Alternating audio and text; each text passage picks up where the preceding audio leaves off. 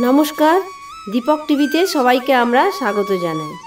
আজ আমরা প্রতিবারের মতো কোনো মন্দিরের ইতিহাস নিয়ে নয়, আমরা আজ শ্রাবণ মাসে শিবরাত্রি নিয়ে হাজির হয়েছি।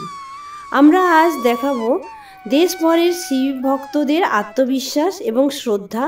শুরু করার আগে সবাই মিলে বলি হর হর মহাদেব।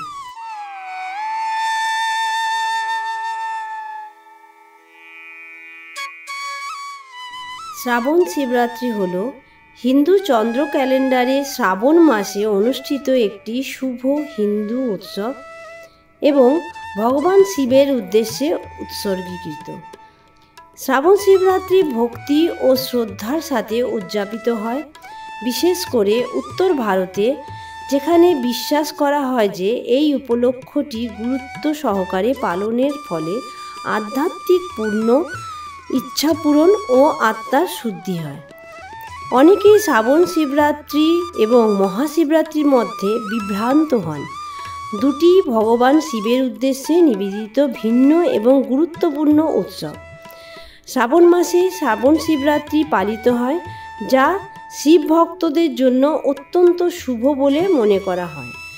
অন্যদিকে মহাশিবরাত্রি শিব ও শক্তি উভয়ের মিলনকে চিহ্নিত করে।